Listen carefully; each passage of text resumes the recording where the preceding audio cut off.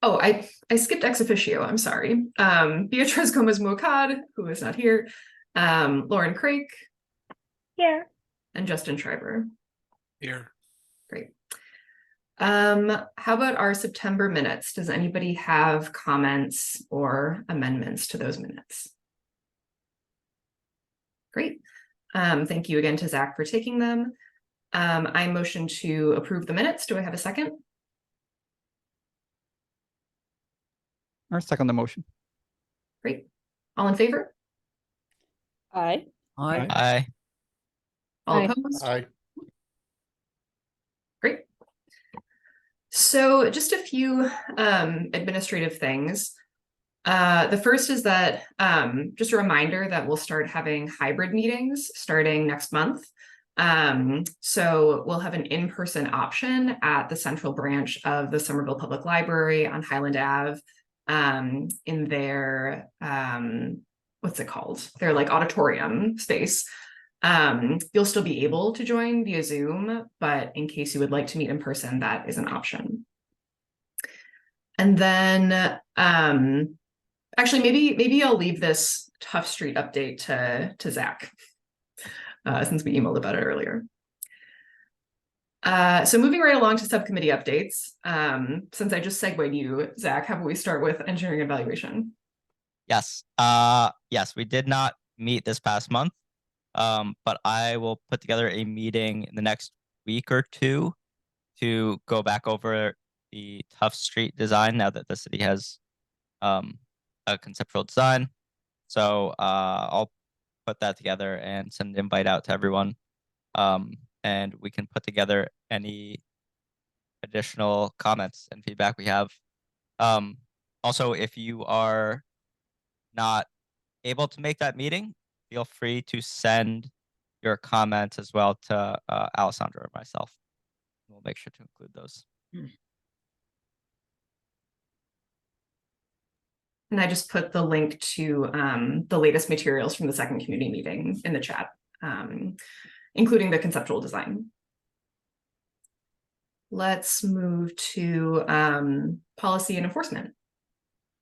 This is Ginny. We met last night. Meredith, Christopher, and I met last night and kicked around several things. The first one we kicked around was handrails on ramps. And we kicked it around not as an ADA violation, but as a safety concern. So we're thinking we need to get to the right people for that. And the second thing we kicked around was the upcoming winter. We kicked it around with two ideas in mind. First, are the pilot programs going to be in effect this year, since probably the last two winters haven't provided, certainly last winter didn't provide any real information for the city. So we were curious as to whether the pilot would stay in effect. And the second thing we wondered about is how people who need assistance getting rid of the snow can apply for that, and which department in the city should they go to apply? Also, when do those requests need to be submitted? That was the bulk of what we touched on last night.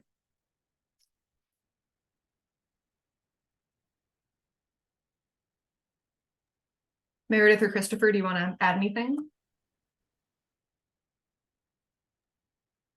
Just clarifying that with the ramps, we were mostly looking at the GLX stations. And there is a difference between the two largest ramps we were thinking of being the one at Magoon Square, which is actually part of the station and therefore I believe an MBTA responsibility, which we think might be a little bit of a harder sell to get improvements. Whereas the one at East Somerville, we're pretty sure that's part of the community path, which my understanding is the maintenance and additions to that is now all it might be owned by MBTA. It's under the management of the city.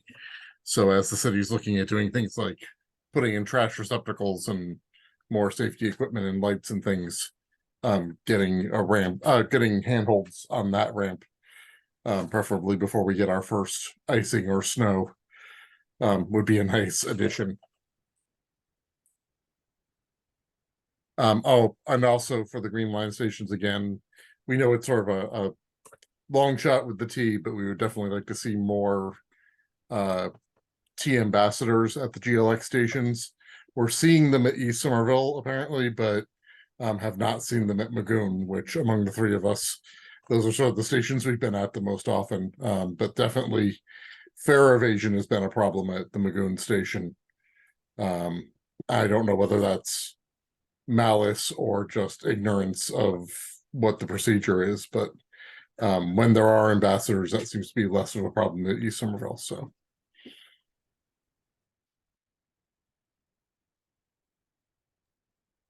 Awesome, thank you.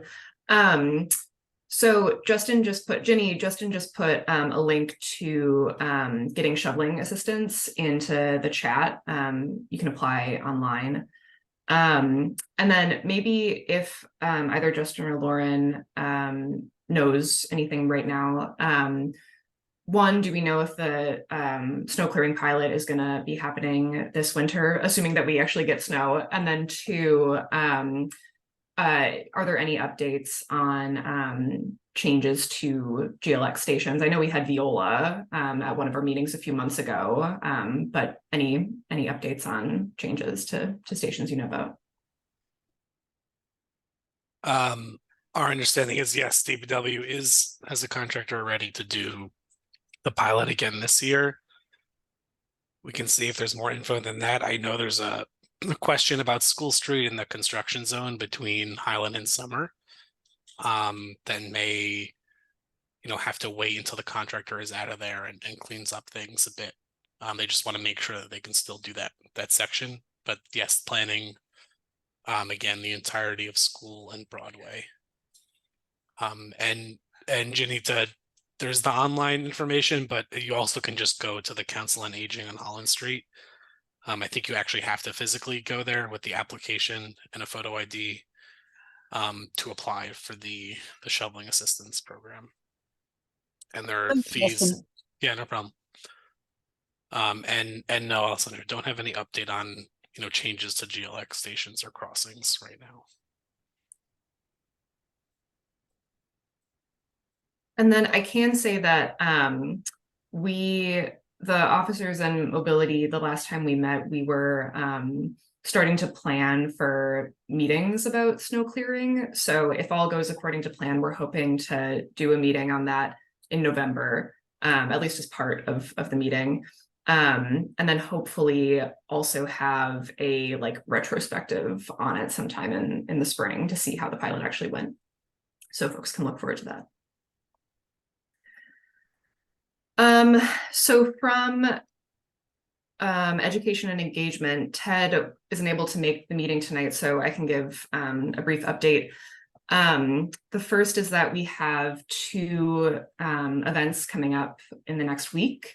First, we're doing Summer Street's Monster Mash on Sunday from 2 to 6. So that's going to be on Somerville Ave. Ted, myself, and Zach are all going to be tabling with Kate. So that should be a lot of fun. We'll have our board that asks people their favorite place to walk and which is their favorite T station and bus station, and a bunch of PTAC postcards.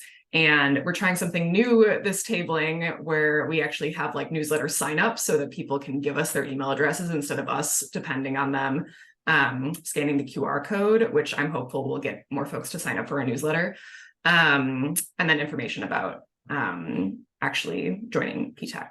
So, and then this is actually a good segue into the next event that we're doing. We'll also have information on the walk that we're hosting on Glen Street on Tuesday, October 24th at 6 p.m.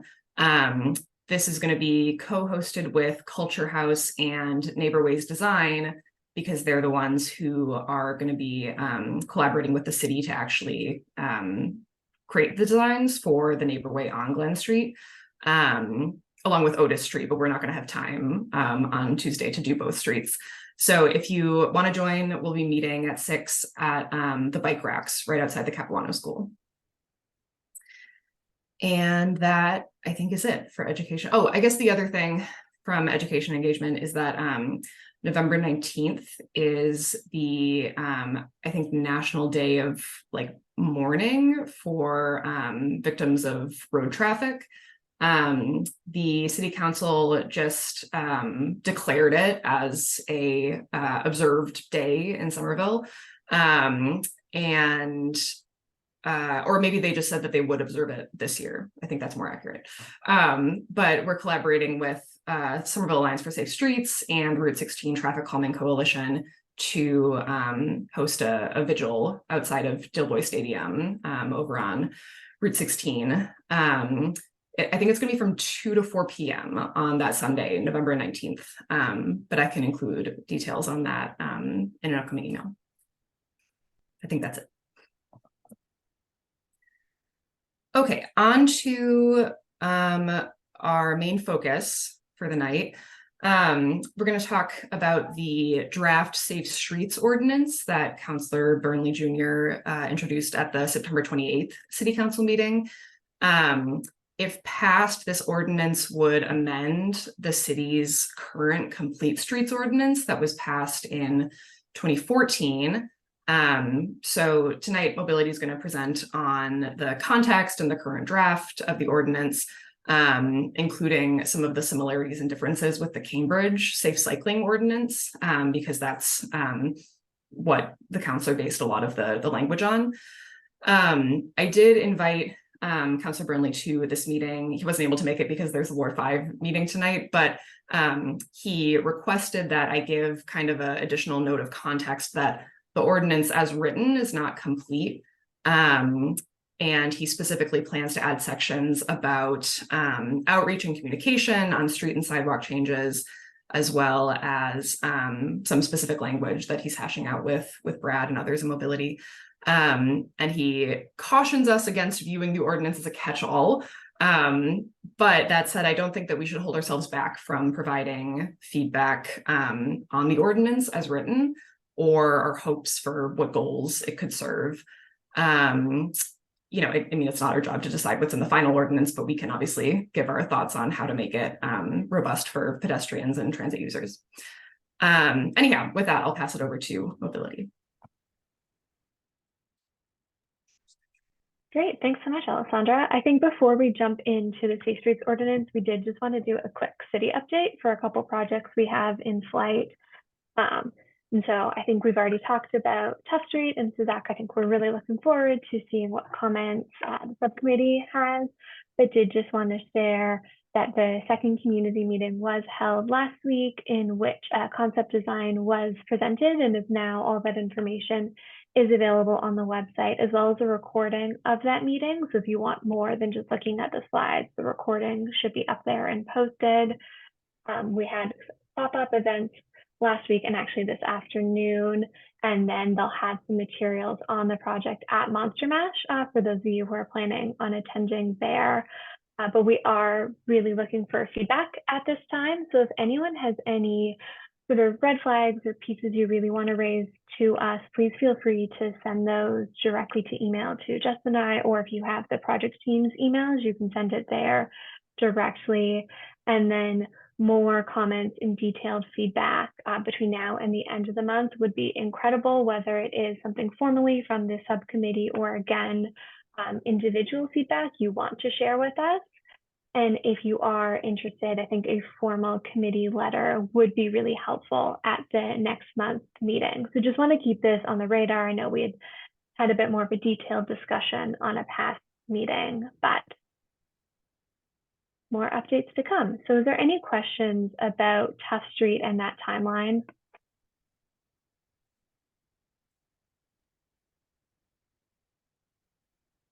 And yeah, the project team just asked us to stress, like, the sooner the better, even if they're not group committee comments. If you can take a few minutes individually and want to shoot something off, that'd be super helpful.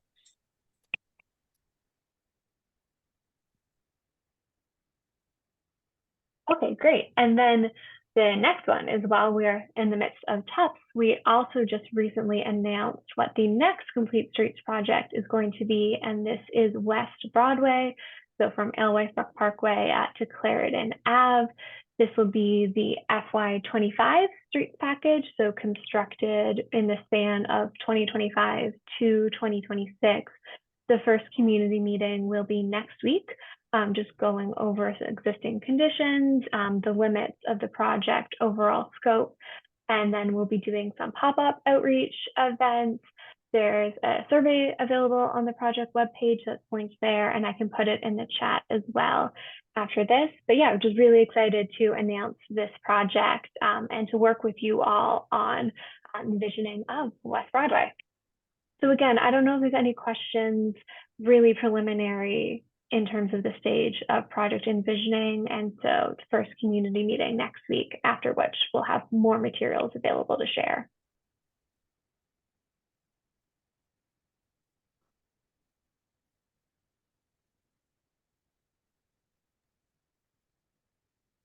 Sorry, this is Victor.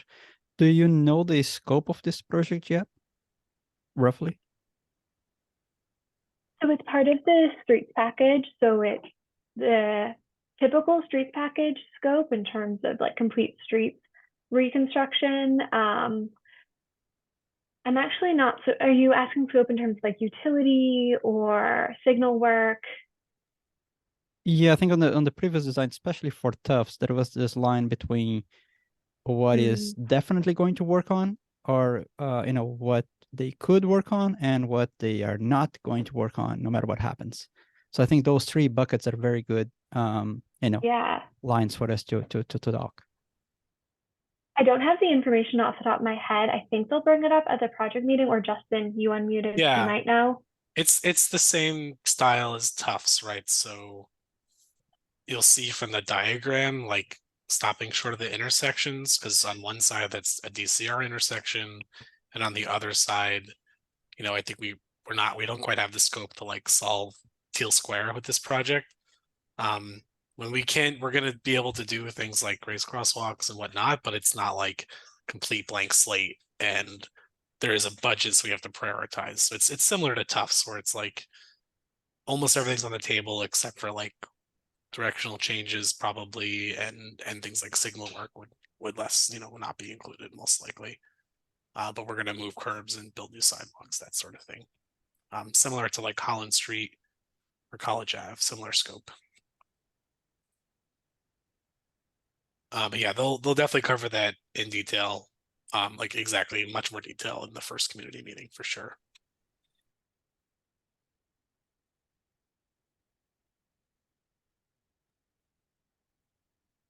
Yeah, I think that's it for the general city update. So we can move to the ordinance. Great. Okay, so we thought we'd start off by reminding ourselves what our neighbors to the south did. And Cambridge passed a cycling safety ordinance in 2019, and then added some additional amendments to that a year later. Their ordinance requires about 25 miles of separated bike lane miles. So, we're counting each side of the street, right? When we say bike lane miles, whether it's one way or two way, it'll just count for how much mileage there actually is. And then the location is informed by their bike network vision, but also like there are specific streets that are required by that ordinance. And that was part of that later update, was to require certain streets in a certain order at a certain time. So it requires, the city basically to follow the plan whenever they're digging up a street in one of their sidewalk and street reconstruction projects. It's got the production rates and benchmarks. You must complete these streets by this time, these streets by that time, and then sets sort of an overall deadline for implementing all the streets covered by the ordinance. And then there's reporting requirements too. So there's a pretty detailed website where they list, their progress reports each year. And if they have to do something different than what the ordinance requires, there's sort of memos and communications to council to explain why they can or can't do this, that, or the other. And then just a little context, since this would be an amendment to the Complete Streets Ordinance. So we have an existing Complete Streets Ordinance. It requires the city to make all these considerations for people of all ages and abilities, enhance safety, access, and comfort. It requires the city to provide accommodations for bicyclists, to approach every project, program, repaving, repainting as an opportunity to improve streets. It doesn't sort of have the teeth that we're talking about now, but there's a lot of similar stuff in there from 2014. And, of note is it really was the first one in the Massachusetts that's passed here in Somerville. A little more about what's been submitted to council. So at the September 28 meeting, Councilor Burnley submitted an amendment to the Complete Streets Ordinance to expedite the installation of protected bike lanes, among other requirements. It would take the existing Complete Streets Ordinance and insert a bunch of new definitions and requirements and reporting procedures. The next bullet is sort of the three main pieces that are in there right now. A requirement that, much like the Cambridge one, that when the city is doing a project like a Tough Street or like a Washington Street or even like a bigger project like a Highland Ave, when we're reconstructing streets, that we implement what's in the bike network plan.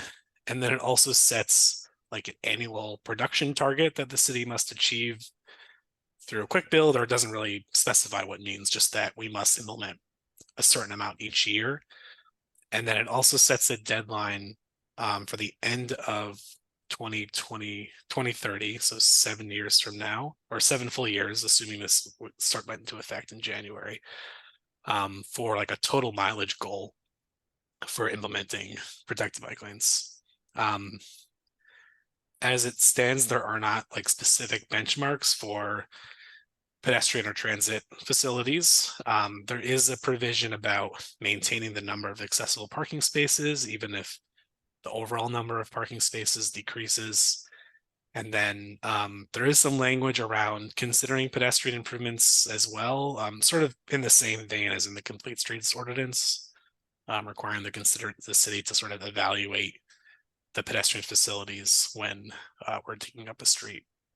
And then lastly, it's got, annual progress reports required sort of to the city council on what we've implemented and then what would be planned for the next 12 months.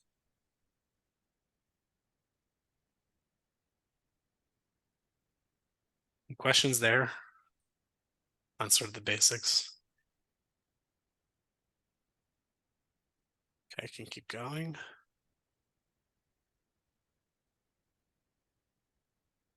And you guys can still see my screen, right? I'm just not getting the outline that I normally get. Okay. So we've got a few bullets on our initial thoughts. Like, keep in mind, this was submitted less than a month ago. So, we're still digesting and reviewing and comparing to other language. We want to think about that mileage target and annual production goal to make sure it works with the bike network plan, and to make sure we're sort of setting something that we make sure, we want to be ambitious, but we also want to make sure it's something we can achieve. Second bullet here is thinking about, referring to the priority network that's in the bike network plan. Should the ordinance sort of direct that to be the first, 30 miles or whatever it is that's implemented? As it stands, what Councilor Burnley submitted doesn't have specific streets in a specific order. So we're thinking about, is it helpful to just sort of be able to refer to that as like, you must complete this many miles and it must include, those must be a part of the priority network.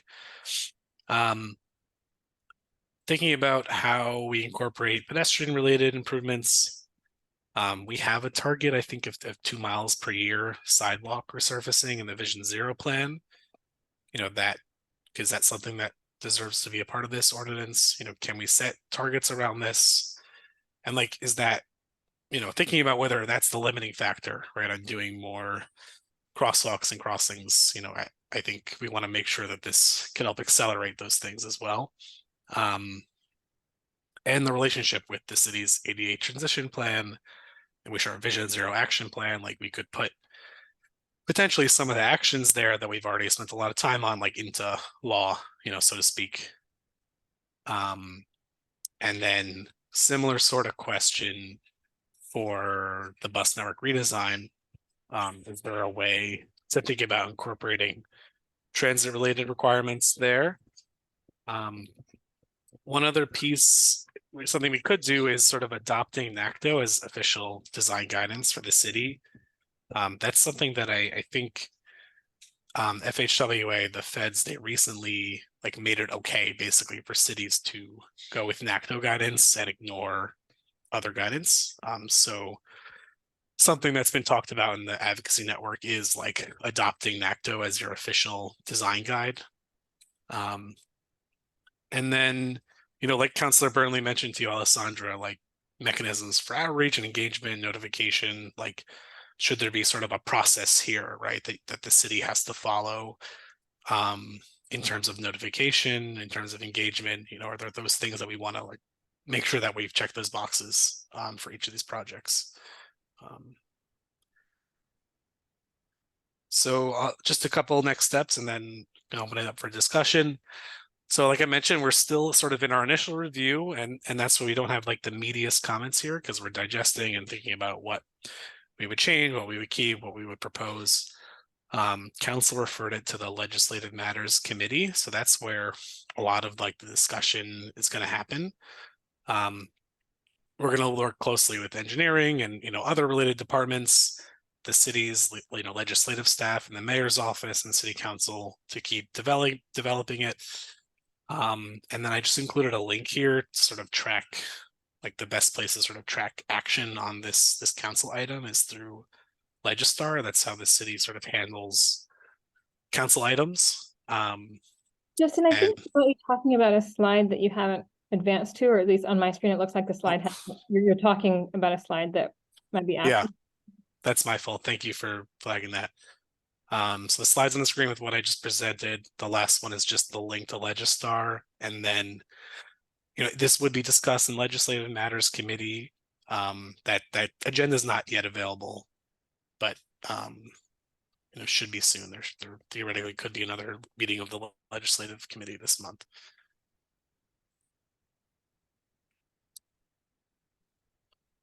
So I think I will stop there and open it up for discussion.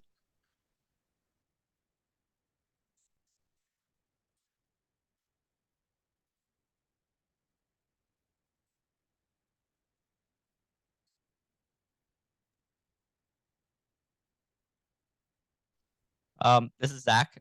I think it sounds good. Sounds promising. I mean, seems like it's good to hear that we were one of the first cities to have a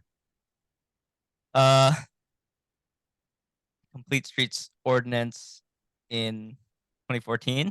That was definitely a little while ago, so it's good to probably refresh that. I would be interested to see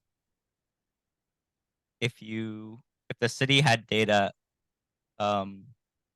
about how many miles of bike lanes you all have implemented over the past couple of years, just for us to like get some context and benchmark around what you're currently doing versus what the proposed ordinance would require, and then also against the total requirement for 2030 as well.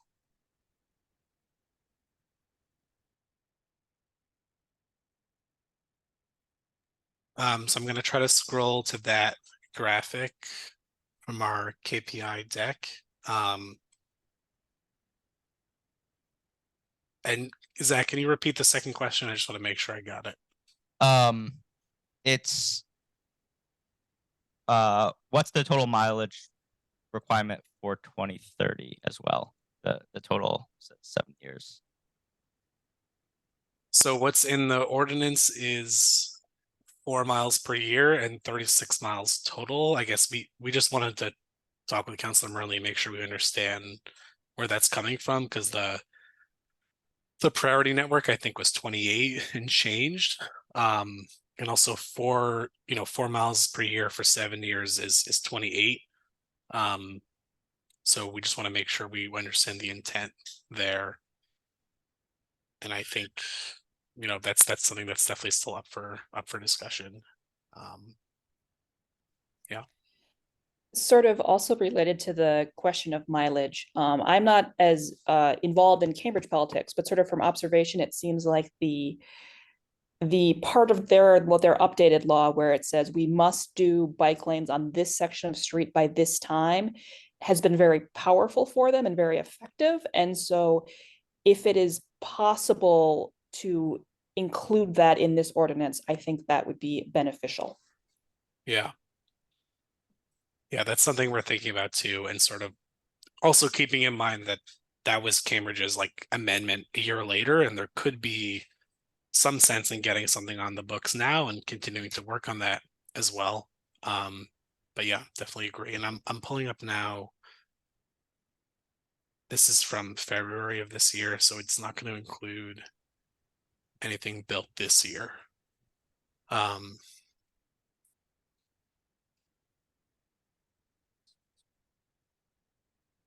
But you know, 4 miles per year is, I'd say, the steepest sections of this chart, like 13 to 14 or 18 to 19, maybe 7, almost 7 to 8. Everything else is definitely a little bit less than 4 miles per year.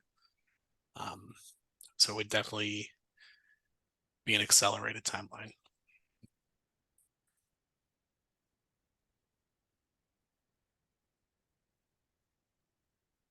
I had a quick question about the NATCO standards. Are those copyrighted in something, one of those sort of independent group standards that needs to be purchased, or is that something that is available in the public domain? I'm just not familiar with enough with the organization. I know there's been plenty of controversy about, you know, wholesale accepting other sets of standards into law. Yeah. So they have, I guess a couple of things. You do have to pay for the book, but most of the guides are posted online. I'll drop their homepage into the chat.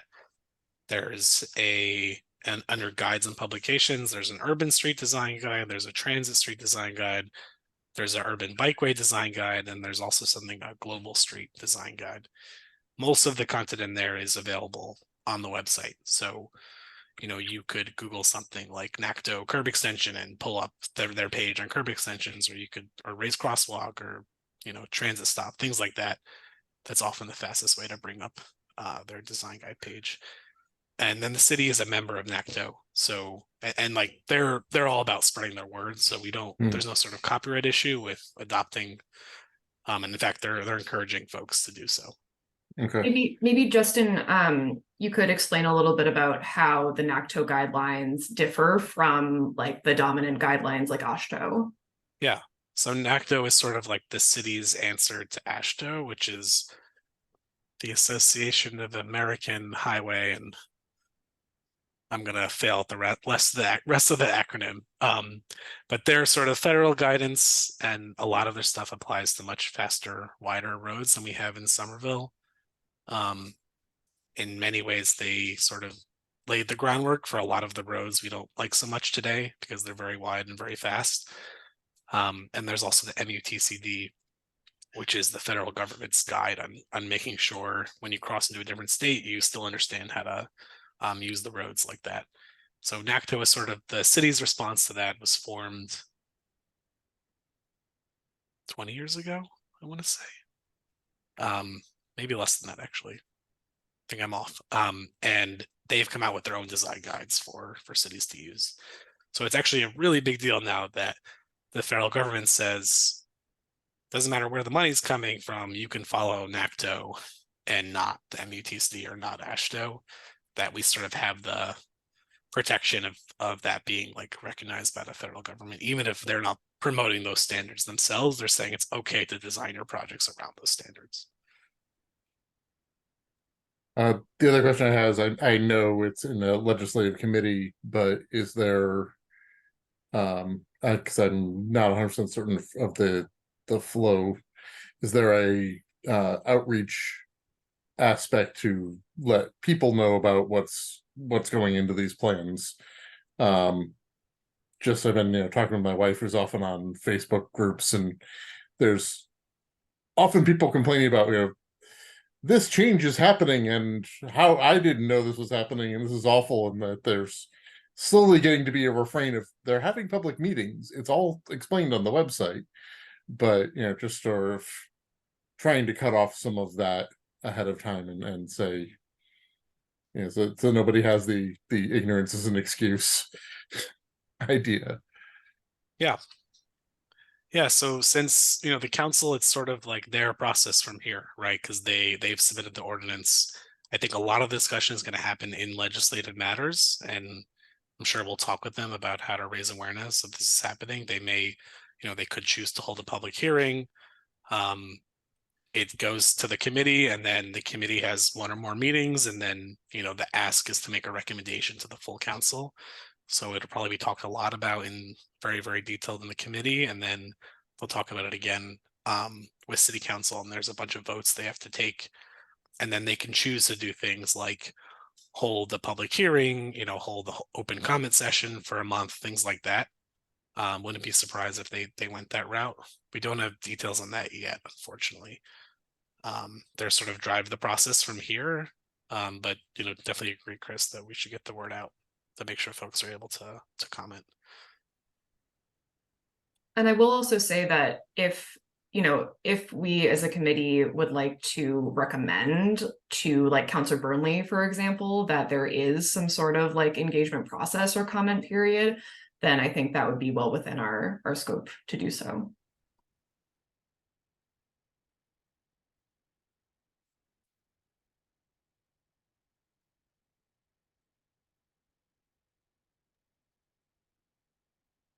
Do you folks think it's possible to add some of these goals, maybe longer term goals or maybe per year goals, but on a more pedestrian based approach? For instance, a number of new raised crosswalks every year, or at least up to 2030. Or another point I thought was just like shade trees. So trees, but from a perspective of a pedestrian, that provides something that increases the experience of a pedestrian in the city.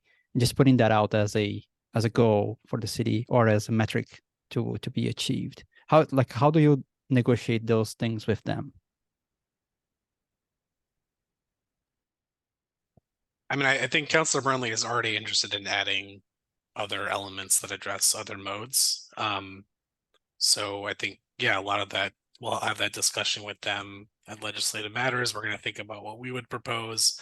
Like I mentioned earlier, I find myself asking, like, is the limiting factor that we don't have a law that says we have to do that? There are a lot of folks in the city, working very hard to build as many raised crosswalks and plant as many trees as possible, but maybe there's like a reporting aspect or a sort of like ramping up percentage increase, something like that, that could be talked about, and then reporting out, right, so people are aware that we're doing more and more each year. We put out those KPI slides, they have a lot of that information, how many curb extensions, right, but maybe there's like coming to council and giving that presentation could potentially be something. I wonder if doing a report on, if we keep going in the current speed of everything we are doing, how many years would it take to get to the endpoint we want? Right. So let's say, raised crosswalks. How many do we actually want? And how long does it take to get there? Same for bike lanes.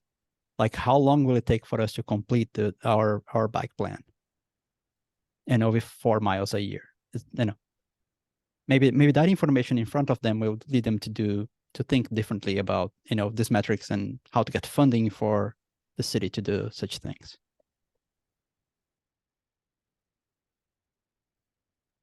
Kind of in the vein of what Vitor is saying. So I mean, first of all, I'm broadly supportive of this ordinance, unsurprisingly.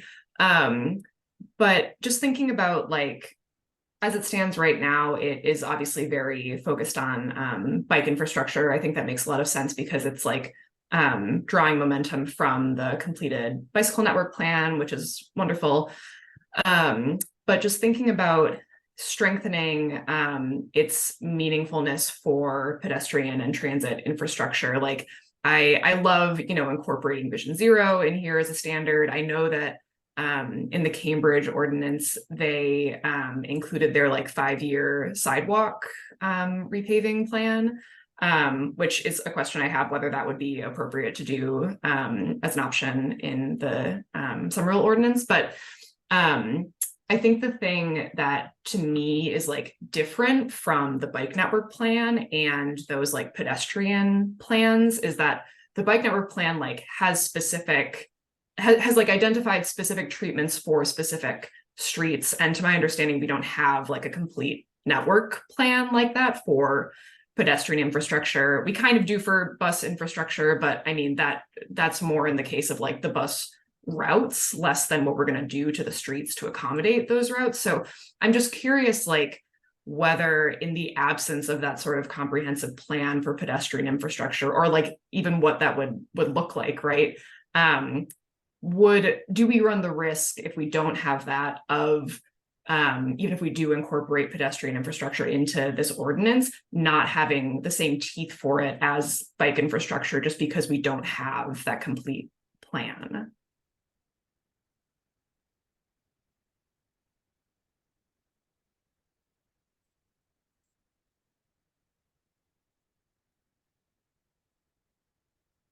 Maybe that's not a question that can be answered now, but just something I've been thinking about.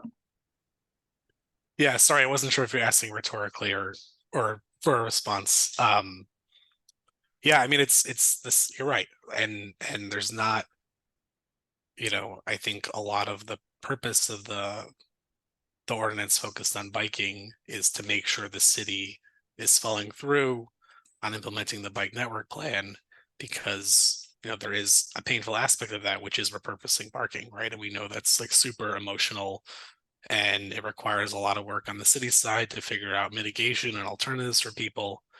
And when it comes to some of these other improvements, like yes, there are some parking impacts, but it's not quite the same. Doesn't feel like quite the same trade-off. And then, like you mentioned, there's no like list of like these are the crosswalks we need to rebuild. I mean, we do have that in like the ADA transition plan. They have a list of stuff that isn't compliant, but there's no sort of priority network, right? And although one thing to think about is the neighborways, although that's part of the bike network plan. I think we're really hoping that those are great pedestrian streets too. Traffic calm, shadier, quieter, sort of back streets with less traffic exposure. And as it stands right now, there's nothing in there about requiring those to be implemented. That could be, neighborways is bigger than just bike infrastructure, I think. So that could be a way to getting at some of that in a way where we do have a plan. We have the MBTA's bus network redesign also. So we can think about whether that helps us zero in on some stuff. Yeah, definitely a lot. It's not as straightforward for sure with the pedestrian and transit improvements. It's a little trickier to figure out. I guess just a quick follow-up before I let other folks jump in. I guess is there any street on the bike network plan that when we redo it, we wouldn't also try to make it more friendly for pedestrians? No, and actually, like, we really should do a better job of sharing the fact that like protected bike lanes, even simple protected bike lanes, actually improve safety for people walking and people driving as well as people biking. We're shortening crossings. The road isn't as wide to cross. We're usually doing daylight in intersections. We're incorporating pedestrian facilities when we can. So, the purely quick build projects have like the least amount of that stuff, but even there's an impact to speeds and therefore crashes and yielding behavior and all of that. And then of course, when we're doing the bigger reconstruction projects, we're doing a ton to try to improve pedestrian facilities as well, like bump outs and crosswalks and curb extensions and that sort of thing. So I think, yeah, no, I'd agree that when we're implementing something because it's on the bike network plan, we're going to try to improve it for all modes of transportation as much as possible. So I wonder if, one way of like incorporating pedestrian infrastructure like officially into this ordinance wouldn't just be to say that like when this specific street is getting done, in addition to like having it done on a certain timeline, like it must also like involve an assessment of the street for pedestrian and transit infrastructure, inclusive of, but like not mandating, certain design elements that you reference that we know to be, provably safer for pedestrians and transit users. I think like the pedestrian improvement section of this ordinance like kind of gets at that, but I think could be a lot more fleshed out, especially with like specific, treatments to consider, or like specific like cases in which we would like want to implement certain things. Anyhow, I'll let other people talk now.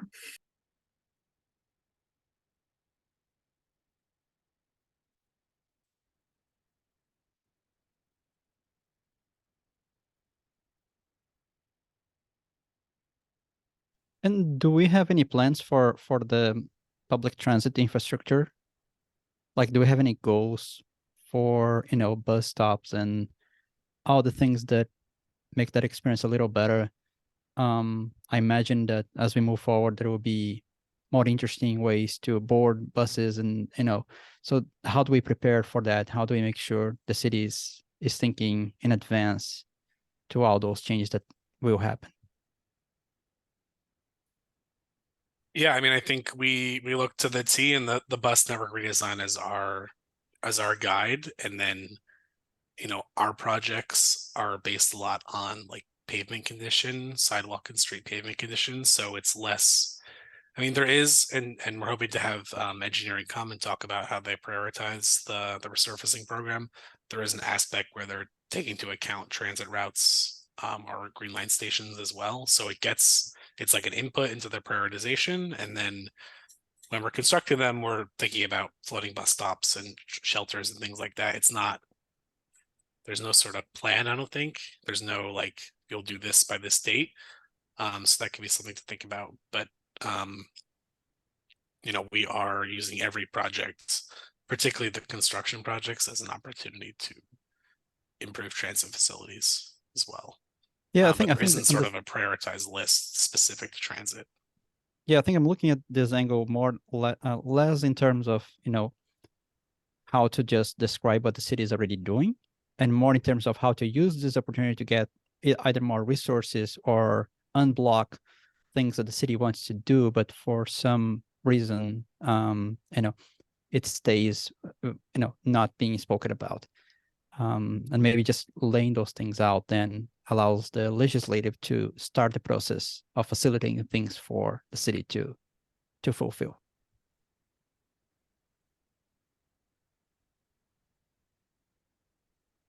On top of what Justin was mentioning in terms of incorporating transit amenities in our reconstruction projects, I also just wanted to mention that we do work with the T on what's called their PADI program, which is their accessibility improvements made to bus stops across the region. And there are a couple planned in Somerville. So I think like that's a program that also touches the same space that we should be aware of.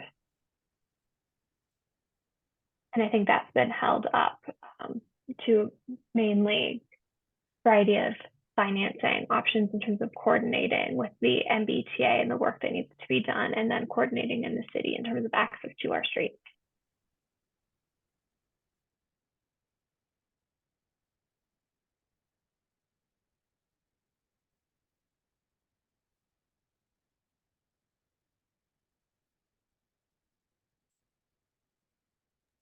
I have a question on the engagement side of things. I know that part of the bike network plan, like in the long term, is to develop an engagement guide for different types of projects. So just curious about the status of that and whether it would be like done in time to incorporate into this ordinance as a model for the type of engagement that Councilor Burnley is thinking about doing. think the engagement guide is definitely a 2024 publication, not a 2023 one.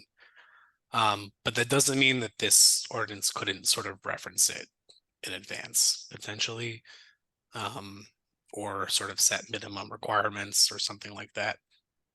But we're still working on that. I think it's not going to be this year; it'll be next year, as well as the design guide.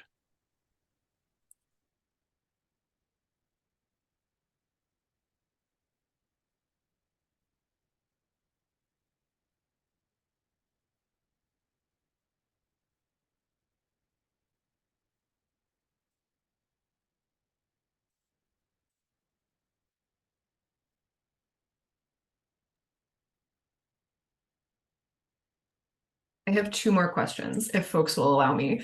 And I encourage anybody else to jump in as well. So one is that the Cambridge ordinance explicitly includes a line stating the following, and I quote, "Some impacts to motor vehicle traffic flow and some parking/loading loss shall not result in a determination that safe infrastructure cannot be installed." Is that like, are we thinking about adding a specific line like that, or just kind of saying that the ordinance holistically is just intended to like make sure that infrastructure gets built regardless of parking impacts? Yeah, it sounds like they were sort of underscoring the fact that that is not a reason to not move ahead. The ordinance, the way it's written, it has like a procedure for the city to explain why something is not feasible or why the bike network plan can't be followed. And maybe I'm pretty sure that explanation piece is actually from the Cambridge ordinance as well. So maybe they added the statement that you just mentioned, Alessandra, to make sure that that wasn't interpreted as like a way out, that you could sort of give any reason why something isn't feasible. So I think that's, definitely a good something to think about whether it should be added. And then the other question I had was just looking at the 2014 Complete Streets Ordinance. One of the sections mandates that the city conduct an annual like rules of the road education campaign for cyclists to like inform them of city and state traffic regulations, which seemed like a really interesting thing to like codify into law, because I feel like there are so many educational campaigns that like are good to have in a city. So I was just curious if anyone knew the reasoning around including that and whether it's like actually followed.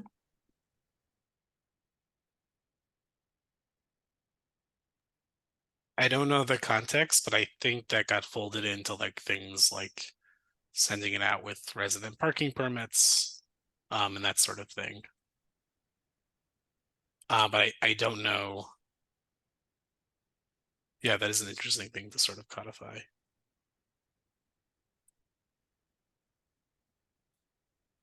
Yeah, I think in many ways, like we have this stuff posted all the time.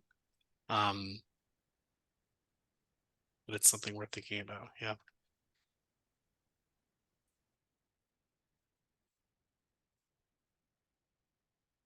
Any other thoughts on this ordinance, stuff that we should like ask the counselors to consider, mobility to consider, long-term hopes for this ordinance? I think we should definitely put something forward that has a specific goal for something we care, the committee cares, for pedestrian and public transit in a similar way they are doing with, say, the I think it's section 12.2.c, which is the requirement of installation of 36 bike lanes or specialized bicycle facilities by 2030. So something like that from us, I think, could also be powerful to be added to the plan. Just don't know what that is yet. I think raised crosswalk is one of the good metrics, but we should discuss other options.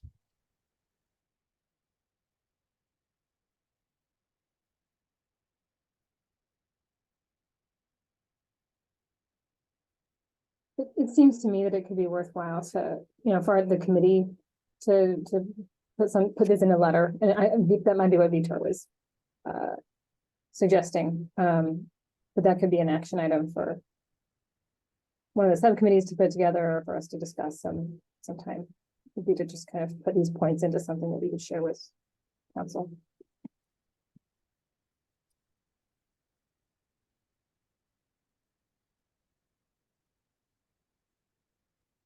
Are we thinking that included in the letter would be like, I mean, all the things that we talked about tonight, I think would be appropriate. But I just to Vitor's, thinking about Vitor's point, like the specific like design interventions that we would want to see, or like a way to like actually specify beyond just like, and we want the city to look at the streets and make sure that they're safe for pedestrians too.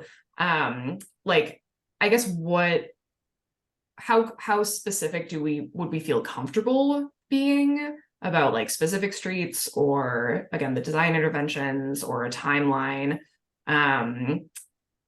which all seem to be included in, or at least the goal is to include them for bike infrastructure in this ordinance. But I guess I just don't know the like, how realistic like any of our asks would be, and would be interested in like, hearing from mobility kind of what you think would actually be like prudent to include.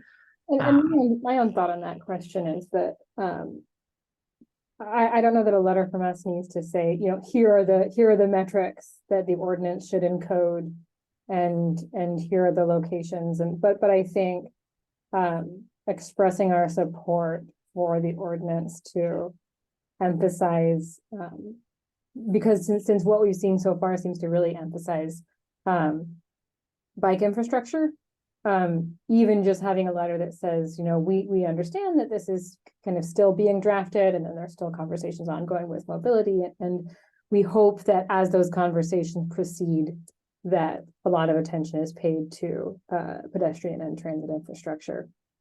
I don't think we need, in my opinion, I don't think we need to be more specific than that, just like a letter of don't forget about sidewalks,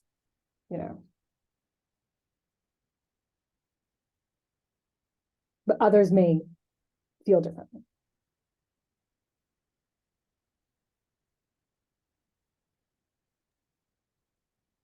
I don't I know wonder how if- many of you have read the proposed changes, but just for the sake of comparison, the new bicycle requests are 4 paragraphs, like almost a full page of requests. And they did add a section on pedestrian improvements that has a single paragraph and 1 sentence. So I think it's our role to try to improve that sentence and maybe give some examples that, not examples because they're not going to like examples, but some of the conditions we would like to see improved.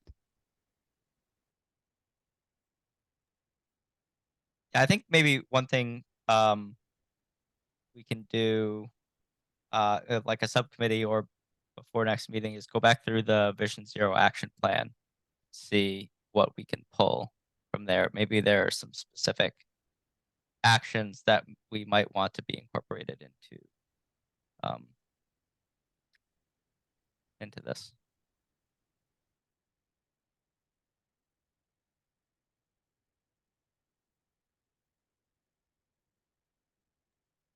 I think those are all great ideas.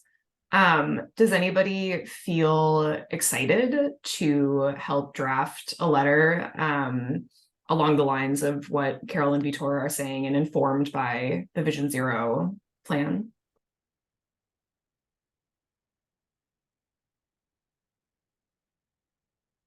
Alessandra, it's Jenny. I'll help you with that because, and I may even bring Pauline into the picture because she's on the Disability Commission. And it's about time that the 3 of us who are blind and on committee step up and start yelling and screaming to get more done for us. Because we can deal with the stuff we can hear. It's the stuff we can't see that we can't deal with. And bikes are, at the top of that "we can't hear them" list. That's a great point, actually. I wonder if it would be useful to bring the Commission for Persons with Disabilities in on I this. think we should, and it's something that Pauline and I have both kicked around here, and the vice chair of that committee has also kicked that around with us.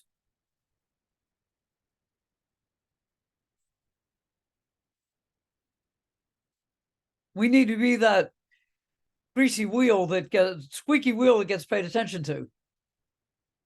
Absolutely. And I'm happy to also reach out to Holly to see if she or anybody else on the commission, in addition to Pauline, of course, would be interested in collaborating. You know, because I'm sure Harriet and Holly would work with us on this. So let's see what we can do to make things easier for everybody, not just us. Totally. Anybody else on PTAC who is interested in collaborating on this letter? I can help as well. Thanks, Vitor. I mean, this is really important because not only am I thinking about pedestrian safety, but I also think about what happens with drivers, and, you know, are they always able to see what's either coming at them or they're coming up on? And I mean, that's critical in preventing crashes too.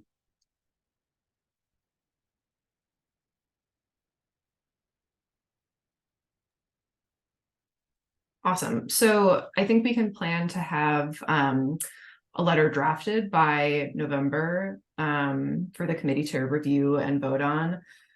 And I also don't think it's like a huge rush, because I assume that this ordinance will be under discussion for a while. But I think we can shoot for November and then take more time if we need. Any other discussion on the ordinance or what should be included in the letter, or any just general thoughts on anything that we've talked about today?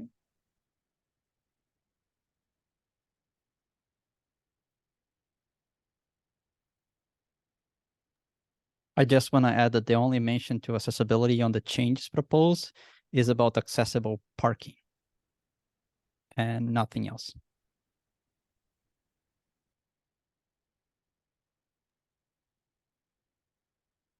Not related to the ordinance, but I did want to say, you know, a moment celebration that the community path is now officially complete and open all the way from Cambridge to Arlington. So, or Cambridge to Cambridge, I guess, but still, it's great to finally have that open all around for the full length.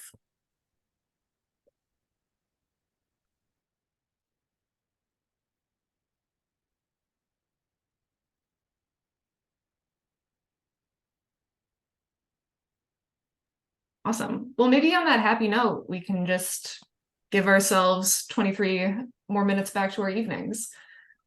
Thank you all for participating tonight. If you have any other thoughts on the ordinance after, please, send them to me and Vitor and Ginny, since we'll be working on the letter. And then if you have time to, I hope you all have time to take a look at the Tough Street concept design and share your thoughts with Zach as well.